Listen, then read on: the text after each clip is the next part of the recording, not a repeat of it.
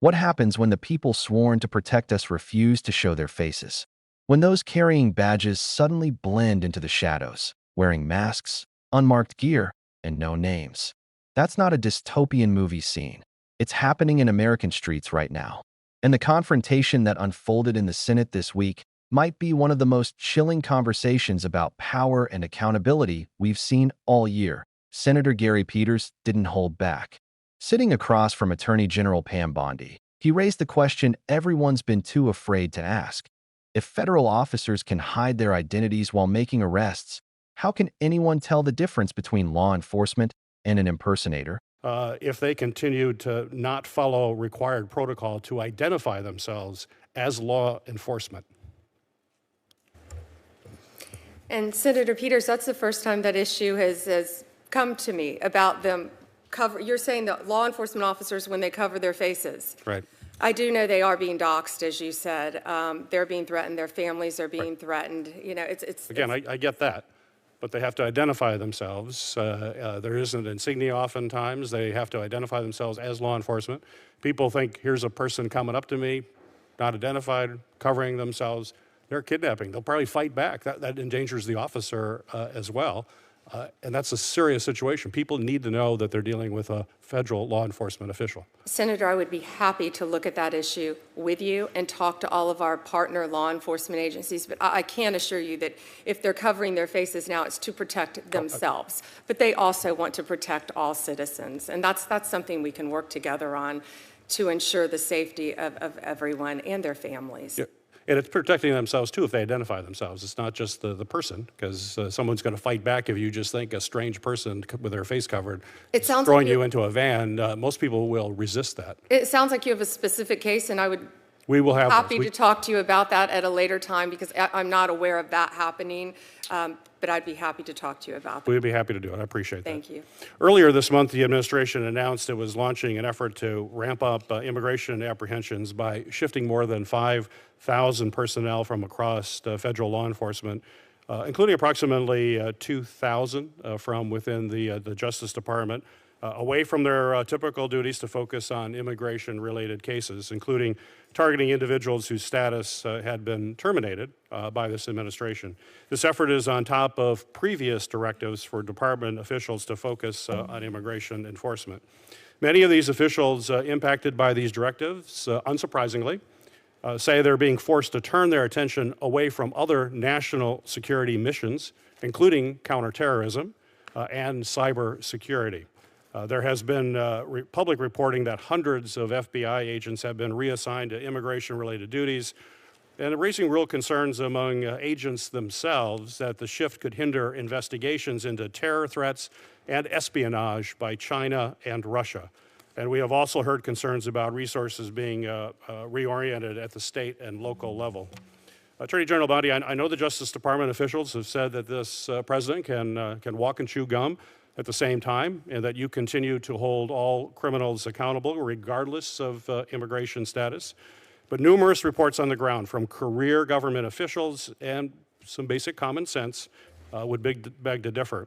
Given the attacks on Iran over the weekend, this issue has become even more salient, with threats from terrorists inspired by Iran, cyber attacks, often by Iran itself, or additional efforts by that regime to go after government leaders.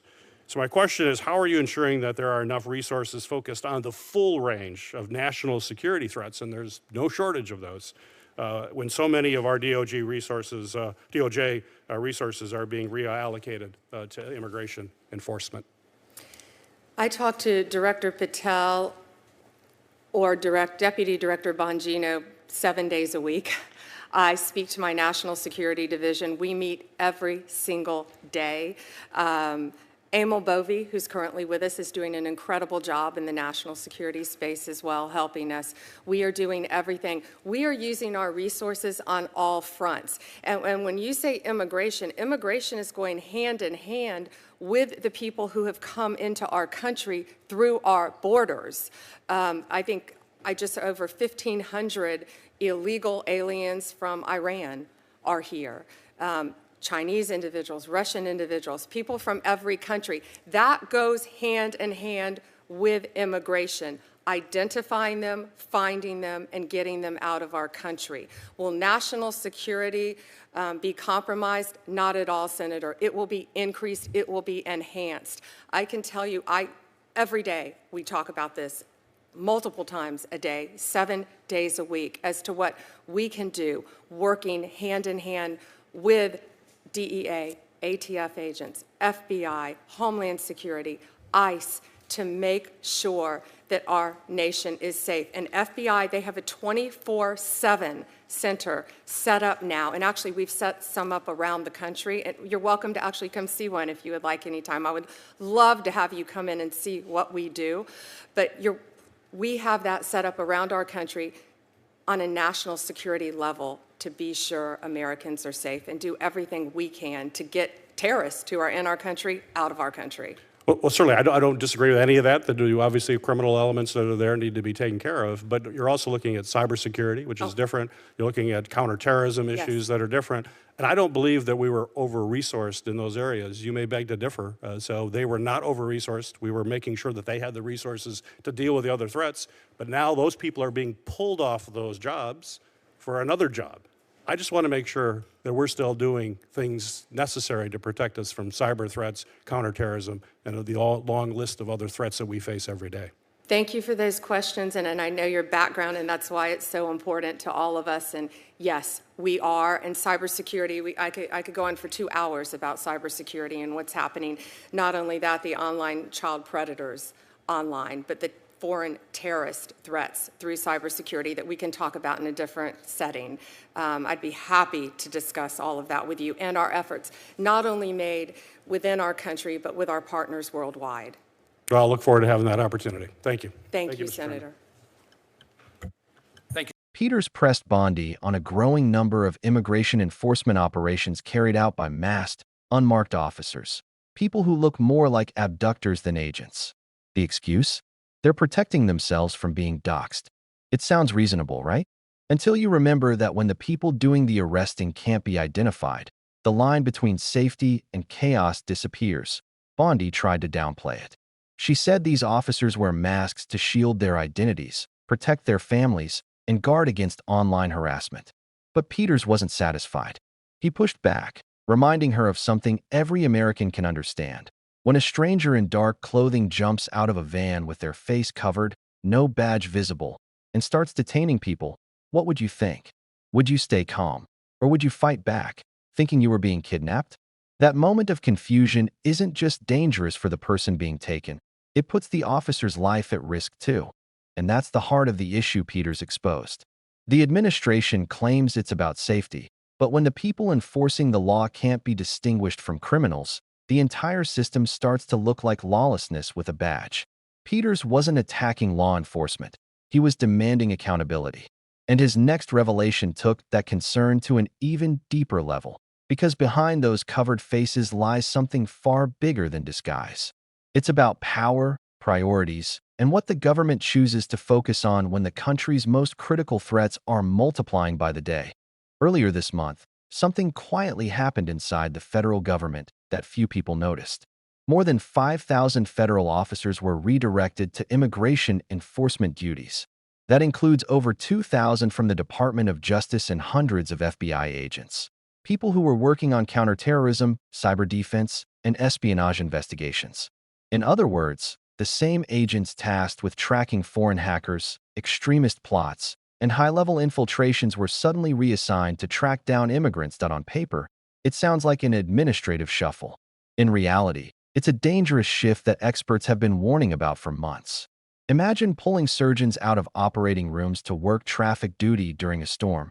It's not about whether they're capable, it's about whether that's their job. National security threats don't wait.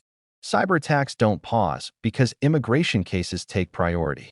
Terror groups don't take a vacation while agents are reassigned to border raids.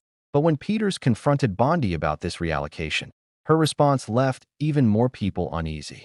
She insisted national security wasn't suffering at all. In fact, she claimed it was stronger than ever. Bondi's logic? Immigration enforcement is national security. She argued that by tracking and deporting undocumented people, including those from countries like Iran, China, and Russia, Her department is directly protecting America. That it's a statement that sounds tough, but hides a deeper problem.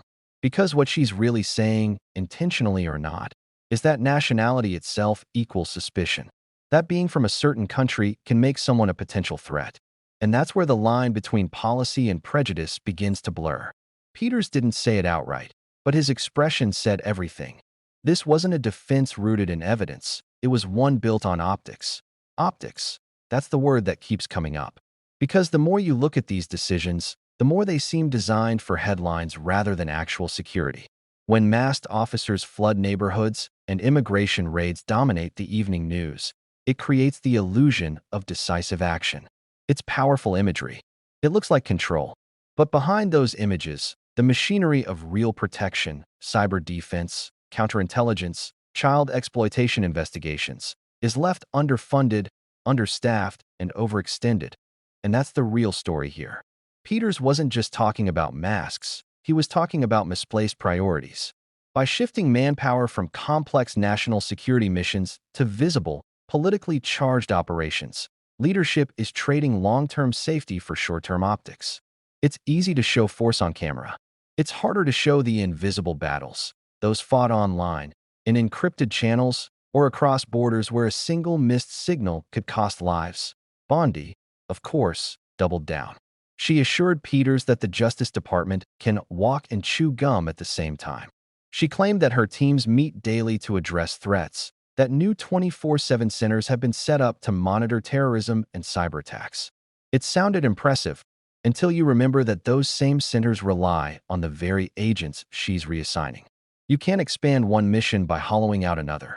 You can't strengthen security by scattering the people meant to protect it, and Peters wasn't fooled. He's seen this pattern before. Agencies saying everything's fine while internally, departments strain under conflicting orders. It's the illusion of multitasking in a system that's already stretched thin. Cybersecurity specialists reassigned to immigration. Counterterrorism analysts repurposed for deportation data. Each move small enough to justify individually, but collectively, they form a trend that weakens the foundation of national defense. Then came the moment that hit hardest, not because of what was said, but what it meant. Peters reminded Bondi that every second spent on these diversions is a second taken from investigating threats that never make the news. Cyber attacks by foreign governments. Espionage operations targeting American infrastructure. Online predators exploiting children in hidden corners of the web. These aren't theoretical risks, they're happening right now. And when resources shift away from them, those networks grow stronger. Think about that. While masked agents are detaining immigrants on American streets, hackers could be infiltrating power grids. Extremists could be coordinating attacks. Foreign spies could be harvesting data from critical institutions. The real battleground isn't always physical. It's digital, psychological, and often unseen. But it requires constant vigilance, and vigilance is impossible when priorities are constantly changing for political reasons. What Peters exposed wasn't just a policy flaw. It was a philosophical one. When leadership starts valuing visibility over vigilance, strength becomes a performance. The masked raids might look powerful, but they represent something far weaker: fear of criticism, the urge to look decisive rather than be effective. And when fear dictates policy, accountability is the first casualty. That it's hard not to see the irony. In trying to project power, the government has made itself look paranoid. In trying to protect its agents, it's made civilians more afraid. In trying to prevent doxing, it's erased transparency. And when you erase transparency in law enforcement, you erase trust. That's the currency of democracy, the invisible glue that keeps citizens cooperating, believing, and engaging. Without it, everything starts to unravel. That be why the end of the exchange, Peters didn't raise his voice or grandstand. He simply reminded everyone that the public deserves to know who's enforcing the law in their communities. Because when an officer can detain you without showing who they are, when the public can't distinguish between protection and intimidation, that's not safety, it's control. And control without accountability has another name: fear. That's what this hearing was really about. Not immigration, not optics. Fear. The weapon no one admits to using, but everyone feels. Fear makes people comply. Fear keeps them silent. Fear convinces them that questioning authority is unpatriotic. And when fear replaces trust, the system doesn't just break, it transforms. It becomes something unrecognizable. Peter's challenge wasn't about defunding law enforcement or attacking officers. It was about drawing a line between order and oppression. Because the moment Americans can't tell whether they're being detained by a legitimate agent or a stranger with a badge and no name, the rule of law ceases to function. The mask might protect the officer, but it also conceals the truth. Pam Bondi promised to look into it. She said she'd speak with other agencies, review the policy, and ensure everyone's safety. But her answers left more questions than solutions. Because if she didn't know this was happening until Peters brought it up, who's actually in control? Who's deciding which laws get enforced and which faces stay hidden? That's the unanswered question still echoing through that hearing room. Maybe the masks were never about protection. Maybe they were about perception. Maybe the facelessness wasn't a side effect, it was the point, because a faceless system can't be blamed. A masked officer can't be identified. And a government that hides behind those masks can always say, "We were just doing our job." But for everyday people, those who see unmarked vans pull up outside their homes, who hear stories of abductions mistaken for arrests, who no longer know who to trust, that's not justice. That's fear masquerading as authority. And when a nation begins to fear the ones enforcing its laws, it stops feeling like a democracy. So yes, this hearing might have seemed procedural, another tense exchange in a sea of Senate clips. But look closer, it was something more. It was a snapshot of where we are as a country, a place where power hides behind masks, where oversight has to fight for airtime, and where truth is harder to see than ever. Because if you can't see who's behind the badge, how can you know who's really in control? And maybe that's the question that keeps powerful people up at night. The idea that eventually, the mask comes off. If you found this breakdown insightful, hit that like button to help more people see it, and subscribe so you don't miss what comes next. Because in times like these, the only thing more dangerous than secrecy is silence.